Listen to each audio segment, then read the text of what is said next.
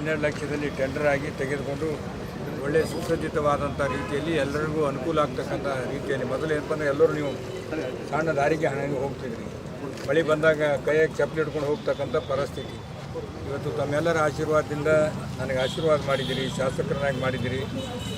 ಈ ಸಮಾರಂಭದಲ್ಲಿ ನಮ್ಮ ಯಲ್ಲಪ್ಪ ನಾಯ್ಕುಡಿ ಮಾರುಕಟ್ಟೆ ಸದಸ್ಯರು, ನನ್ನ ಆತ್ಮೀಯ ಗೆಳೆಯರಾದ ಎಕ್ಸ್ ಮೆಂಬರ್ ರವಿ ಉದ್ಮೂರವರು ಮತ್ತು ನಮ್ಮ ಬ್ಲಾಕ್ ಕಾಂಗ್ರೆಸ್ ಅಧ್ಯಕ್ಷರಾದ ಲಿಂಗರಾಜ್ ಕಾರ್ಪರ್ ಅವರು, ಇನ್ನೋರ್ವ ರೂರಲ್ ಬ್ಲಾಕ್ ಕಾಂಗ್ರೆಸ್ ಅಧ್ಯಕ್ಷರು ಲಿಂಗರಾಜ್ ಗಣ್ಣಿ ಅವರು, ಕಾಂಟ್ರಾಕ್ಟರ್ ಆಗಿರ್ತಕ್ಕಂಥ ರಾಜೇಶ್ ಮಿತ್ರರು, ಶಾಂತು ಪಾಟೀಲ್, ಬಸವರಾಜ್ ಕಾಂತ್ ಅವರು, ಸುರೇಶ್ ತಾವರ್ ಅವರು, ಎಲ್ಲ ಇಲ್ಲಿ ಸೇರಿರ್ತಕ್ಕಂಥ ಬಡಾವಣೆಯ ಎಲ್ಲ ಹಿರಿಯರು, ಪಟ್ಟಣ ಶೆಟ್ಟಿ ಆದಿಯಾಗಿ ಎಲ್ಲರೂ ಪರಿಚಯ ಇದ್ದೀರಿ.